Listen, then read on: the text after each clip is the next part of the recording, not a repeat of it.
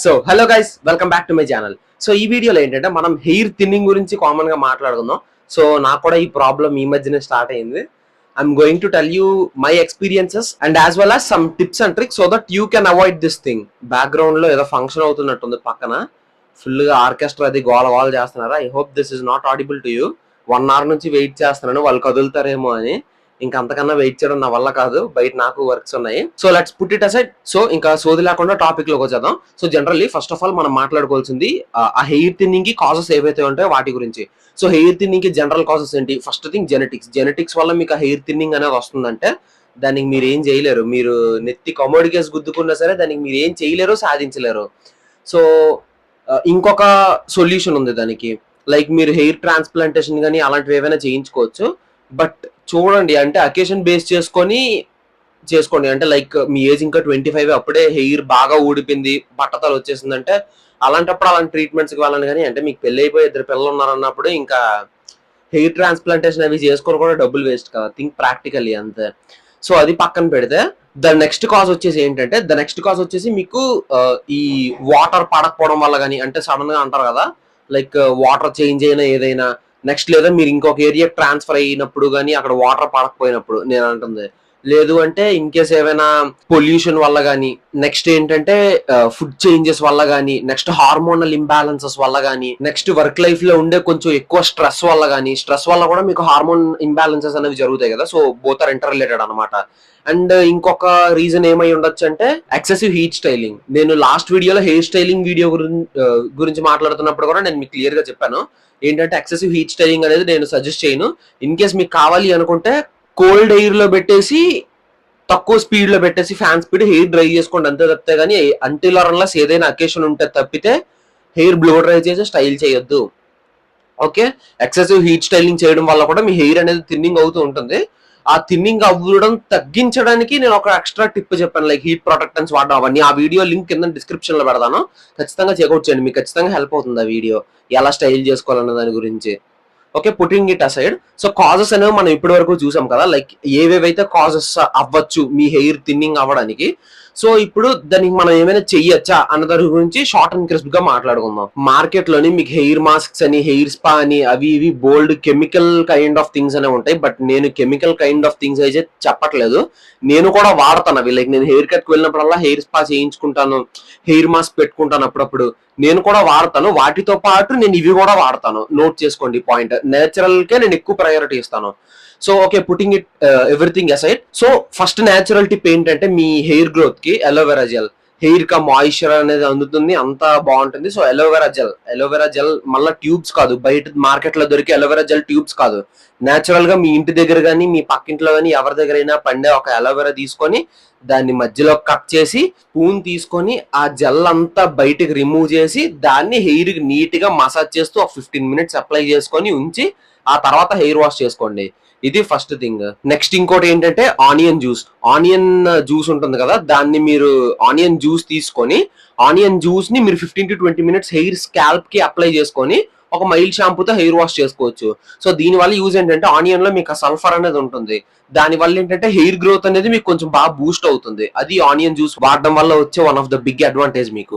Next ఇంకోటి ఏంటంటే coconut oil massage. చాలా మంది ఏం చేస్తారంటే అండ్ ఇంకోటి మసాజ్ అంటున్నాను కదా, ప్రతి ప్రోడక్ట్ మీరు రాసినప్పుడు మసాజ్ చేయండి. మసాజ్ చేస్తే అక్కడ బ్లడ్ సర్క్యులేషన్ అనేది బాగా ఫ్లో అయ్యి అక్కడ పార్ట్ కి ఆ సర్క్యులేషన్ అనేది బాగా ఫ్లో అవడం వల్ల బ్లడ్ ఆ రిజల్ట్ అనేది మీకు కనిపిస్తుంది. మీరు ఏ ప్రోడక్ట్ వాడినా ఏం చేసినా సరే అది ఇంటర్నల్ గా కూడా మీకు ఒక మంచి బెనిఫిట్ చూపిస్తుంది. మీరు ఆయిల్ గానీ ఏదైనా ప్రోడక్ట్ వాడుతూ మసాజ్ చేయడం వల్ల.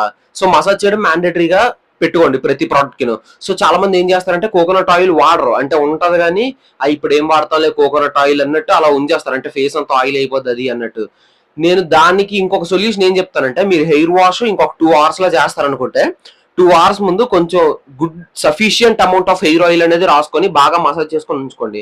కోకోనట్ ఆయిల్ రాసుకోకపోవడం వల్ల స్కాల్ప్ డ్రై అయిపోతుంది, స్కాల్ప్ దగ్గర ఇన్ఫెక్షన్స్ లా కూడా వస్తాయి. సో డాండ్రఫ్ పట్టేస్తుంది అండ్ హెయిర్ ఫాల్ గురించి కూడా మీకు మంచి డ్రాబ్యాక్ అవుతుంది, హెయిర్ థిన్నింగ్ అనేది అవుతుంది. డాండ్రఫ్ గురించి కూడా నేను డెడికేటెడ్ గా ఇంకో వీడియో చేస్తాను. This is for hair thinning ఈ వీడియో అనేది. సో ఓకే, కోకోనట్ ఆయిల్ గురించి అయింది కదా, కోకోనట్ ఆయిల్ బాగా రాసుకోండి. కోకోనట్ ఆయిల్ అనే కాదు, ఆల్మండ్ ఆయిల్ కానీ ఏదైనా మంచి హెయిర్ ఆయిల్ రాసుకొని మసాజ్ చేసుకోండి. మసాజ్ చేసుకొని ఆ తర్వాత హెయిర్ వాష్ చేసుకోండి. దానివల్ల మీ హెయిర్ గా మాయిశ్చర్ అనేది కూడా అందుతుంది. నెక్స్ట్ ఇంకోటి ఏంటంటే ఎగ్ హెయిర్ మాస్క్ అంటారు దీన్ని. ఆయిల్ ఉంటుంది కదా, olive oil, normal coconut oil కాదు, దాన్ని ఒక టేబుల్ స్పూన్ తీసుకొని ఒక కప్ లో వేసుకొని ఎగ్ వైట్ ఉంటుంది కదా, ఎగ్ వైట్ వేసుకొని ఫుల్ గా కలిపేసి ఒక 15-20 మినిట్స్ మసాజ్ చేసుకొని ఆ తర్వాత షాంపూ వాష్ చేసుకోండి. ఇది కూడా మీకు మంచి ప్రోటీన్ అందిస్తుంది హెయిర్ కి. లైక్ ఈ మధ్యన టీవీ యాడ్స్ లో కూడా చూస్తున్నారు కదా, ఎగ్ వైట్ షాంపూ అని, ఇందులో ఎగ్ వైట్ ఉంది, హెయిర్ ఫాల్ ని చాలా వరకు తగ్గించేస్తుంది, అది ఇది అని. Really has that science behind. అందుకే వాళ్ళు కూడా అలా ప్రమోట్ చేస్తున్నారు దాన్ని.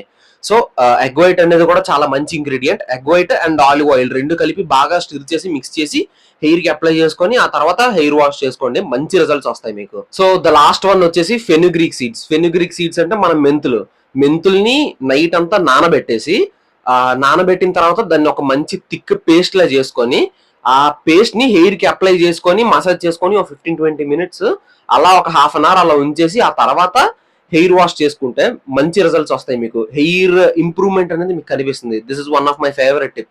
ఆ కైండ్ ఆఫ్ ఒక ఫ్రెష్ ఫీలింగ్ కూడా వస్తుంది మీరు మెంతులు రాసుకుంటున్నప్పుడు. అబ్జర్వ్ చేయండి. అండ్ ఎడిషనల్ టిప్ ఒకటి చెప్తాను. మీకు హైబిస్కస్ ఉంటుంది కదా, మందార అదే అది రాసుకొని, అది కూడా లీవ్స్ ఉంటాయి కదా హైబిస్కస్ లీవ్స్ అండ్ ఒక 2-3 ఫ్లవర్స్ కూడా యాడ్ చేసి బాగా గ్రైండ్ చేసి థిక్ పేస్ట్, దాన్ని కూడా హెయిర్ కి అప్లై చేసుకొని మీరు ఒక 10-15 మినిట్స్ మసాజ్ చేసుకొని ఒక 30 మినిట్స్ డ్రై అయినంత వరకు ఉంచి, ఇది రాసుకుంటున్నప్పుడు మాత్రం కొంచెం జాగ్రత్తలు తీసుకోండి. ఎందుకంటే డ్రెస్ అది అంతా కూడా అయిపోతుంది. థిక్ పేస్ట్ వస్తుంది. ఇదేంటి ఎలా వచ్చిందని భయపడదు. అంటే ఏదో గోరింటాకు వస్తుంది కదా, అలా వస్తుంది పేస్ట్. దాన్ని నీట్ గా మసాజ్ చేసుకొని ఉంచి ఆ టైం అప్పుడు వర్క్స్ ఏవి పెట్టుకోకుండా, ఈ ఆయిల్ ఇవి రాసుకున్నప్పుడు, ఎగ్ వైట్ రాసుకున్నప్పుడు మీరు ఏదైనా వర్క్స్ చేసుకోవచ్చు ప్యారలల్ గా, కానీ చేస్తున్నప్పుడు వర్క్స్ చేయడం అవ్వదు. సో నోట్ చేసుకొని ఆ పాయింట్, దాన్ని బట్టి టైం ఫ్రీ టైం చేసుకోండి. సో అలా అప్లై చేసుకొని ఆ తర్వాత హెయిర్ వాష్ చేసుకోండి. మంచి రిజల్ట్స్ వస్తాయి మీకు. సో ఇవి టిప్స్ అయ్యాయి కదా. ఇంతవరకు హోమ్ రెమెడీస్ ఏవేవి చేసుకోవాలో చెప్పాను కదా. సో ద నెక్స్ట్ థింగ్ వచ్చేసి కొన్ని టిప్స్ చెప్తాను మీకు, ఇంకా వీటిని ఎలా బ్యాలెన్స్ చేసుకోవాలి అన్న దాని గురించి. ద ఫస్ట్ థింగ్ వచ్చేసి షాంపూ మీరు ఏం యూజ్ చేసుకోవాలంటే సల్ఫేట్స్, పారాబెన్స్ ఈ రెండు లేనివి. అంటే షాంపూ ముందు చూసి బ్రాండ్ చూసి కొనడం కాదు, వెనకాతలకు తిప్పి ఇంగ్రీడియంట్స్ చూసి కొనండి. అందులో సల్ఫేట్స్, పారాబెన్స్ అన్న పదం కనిపించిందంటే ఎక్కడ తీసారో అక్కడ జాగ్రత్త పెట్టేయండి. సల్ఫేట్స్, పారాబెన్స్ లేనివి మంచి షాంపూస్ మీకు బోల్డ్ దొరుకుతాయి. షాంపూ అంటే మీకు నురగే రావాల్సిన అవసరం లేదు. పౌడర్ షాంపూస్ అవి కూడా ఉంటాయి, వాటిలో సల్ఫేట్స్ అవి లేకుండా న్యాచురల్ ఇంగ్రీడియంట్స్ తో ఉంటాయి.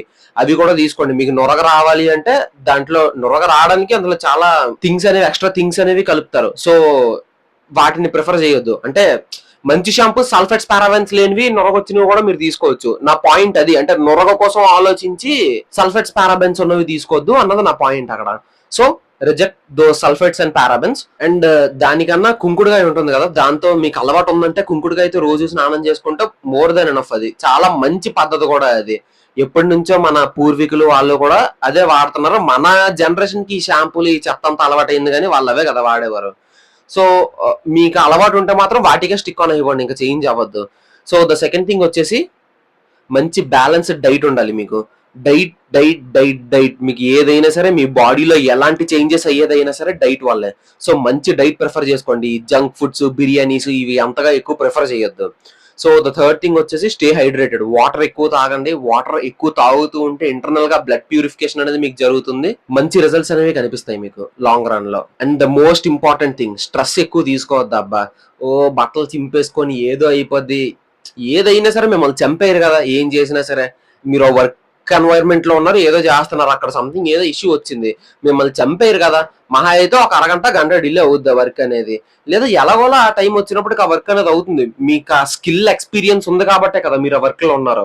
అదంతా వాడి దాన్ని మీరు సార్ట్అవుట్ చేయగలరు కదా. అయిపోయిన దానికి కూడా గాబరా ఎక్కిపోయి ఏదో కొంపలు మూలిగిపోతున్నట్టు అయిపోయి మీ హెల్త్ ని పాడు చేసుకోవడం తప్పితే ఏం ఉండదు. సో స్ట్రెస్ ని కూడా మాక్సిమం అవాయిడ్ చేయండి. పీస్ఫుల్ గా ఉండండి. వీలైనప్పుడల్లా గ్రౌండ్కి వెళ్ళండి, పరిగెట్టండి, లేదా నడండి. నడిచిన తర్వాత ఒక 10 నిమిషాలు కూర్చొని ప్రశాంతంగా మెడిటేషన్ చేసి బాడీ అంతా స్ట్రెచ్ చేసి ఇంటికి రండి. భలే ఉంటది ఆ రోజంతా మీకు. ఎర్లీ మార్నింగ్ ఇది డైలీ చేస్తే బీపీలు, షుగర్లు కూడా రావు మీకు అంత బేగా, అంత ఈజీగా. ఇంకొక ఎక్స్ట్రా యాడ్ ఆన్ టిప్ చెప్తాను. స్కాల్ప్ మసాజర్స్ అని ఉంటాయి, పక్కన వేస్తాను.